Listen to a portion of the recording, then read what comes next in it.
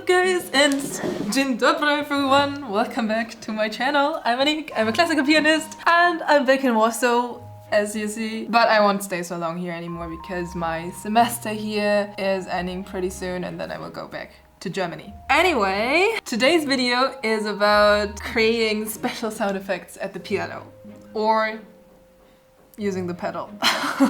But special effects sounds cooler. I'm not going to talk about like basics, like how to push down the pedal or which pedal is doing what. I just wanted to share 3 tips and tricks that are helping me a lot to create a better sound. Generally, I would say as soon as you push down the pedal, you should know why you push down the pedal. Like, do you want to create legato or a special sound effect? How you are pushing down the pedal, like how fast and how deep you're pushing, and also when exactly. And this brings me already to my first point, timing. Now before we get into the video, if you like this video, please give it a thumbs up, don't forget to subscribe and hit the bell. If you want to support me and this channel, please consider supporting me on Patreon. You'll find the link in the description box.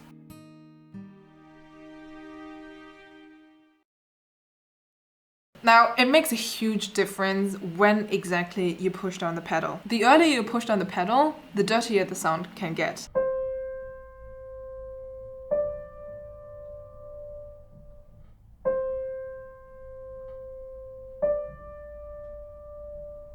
Because the previous sound needs a little bit of time to like completely disappear before the new sound can be completely clean there. So normally you should like really listen to when exactly is this point that the previous sound is completely away until you push down the pedal. So you can really be sure that the sound is clean and you're not mixing up any harmonies that are not supposed to be mixed together. Now, of course, there are also examples where you actually want the sounds to mix up. For example, in impressionistic music, this type of music, it can take a lot of pedal. But this does not mean that we can just push down the pedal randomly and make everything swim without, really taking care of it. Also, you're not just, catching the previous sound into your pedal, but by pushing down the pedal, you're basically lifting all the hammers from the strings and you're basically welcoming all the strings to vibrate. So the earlier you push down the pedal, the more time the strings will have to vibrate, which is going to create a lot of volume and a lot of mixed sound, and the less control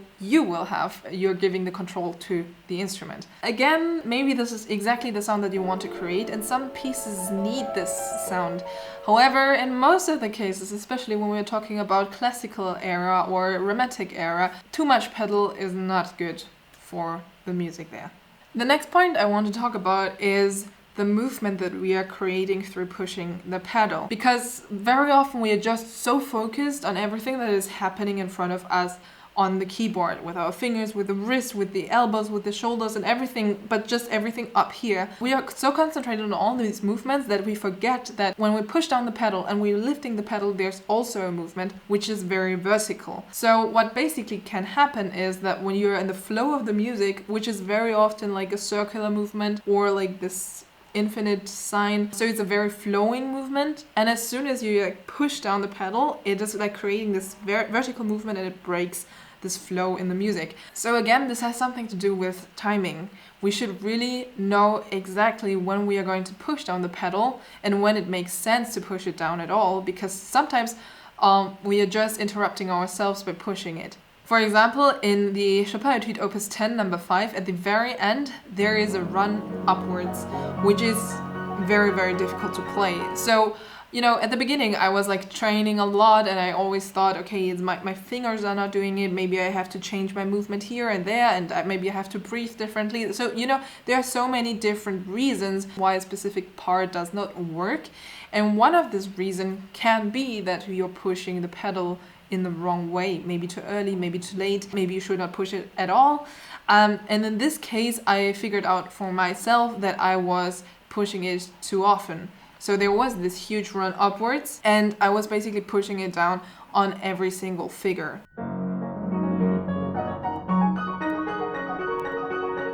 However, in this case, we are staying in one harmony, so I don't have to change the pedal all the time to stay clean. I just don't have to push it that deep, so I can still hear every single note. But I don't need, to have all this interruption with my foot.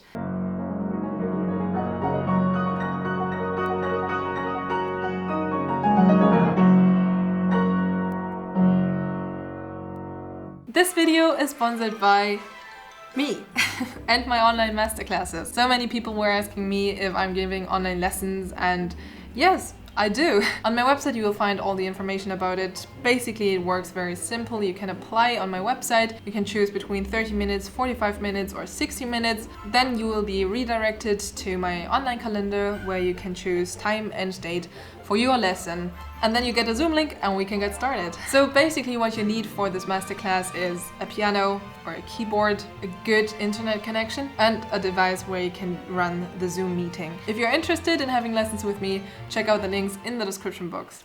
The last point is, I would say, pretty obvious, but on the other hand, I know so many people who don't do this and then wonder why it's not working. And this has especially something to do with the stage, because we should also practice sometimes with our concert shoes. And the concert shoes, in best case, are similar to what you're used to from your practice time. This goes especially to all the ladies out there. I personally love high heels. I love to wear them. I think it looks great. However, I just can't play piano with it. And why? Well, there are different reasons. The first reason is that I'm 176 centimeters tall. Means if I'm adding 10, 12 centimeters on top of it, I'm so tall that I'm just getting stuck underneath the piano. Now, of course, I could change it by sitting differently, but this would mean that everything that I was training before is completely changed for the stage. And also, like, you know, high heels means your heels are high. It's very different from the normal way of pushing the pedal. Normally you're pushing like this, and with high heels you're pushing like this. So you see, you would have to change basically your whole playing if you want to play with high heels on stage. I don't say that it's impossible. I mean, there are enough examples of women who can perfectly play with high heels. I just want to say, if you decide to go with high heels on stage, practice with it before, make sure that you feel comfortable in it, because otherwise this is like definitely one thing that is going to disturb you on stage, and this is really the last thing that you want to happen. For me personally, I like to wear shoes on stage which are very flat and the sole is very thin, so I can still feel the pedal underneath my foot. But you know, everyone has different preferences. In the end, what is important is that you're not pushing the pedal with your foot, but with your ear. So always check your pedal, always check your sound with your ear and not just randomly push it down. This was the video for today. I hope you enjoyed it. What type of shoes are you wearing to play piano? Flat shoes, high heels, slippers, bare feet? Tell me in the comments down below. If you like this video, please give it a thumbs up. Don't forget to subscribe and hit the bell. If you'd like to support me and this channel, please consider supporting me on Patreon. You'll find the link in the description box. We'll see you in the next videos. Bye. I'm Anik, I'm a classical pianist, and I'm stupid. You see, so listen to it.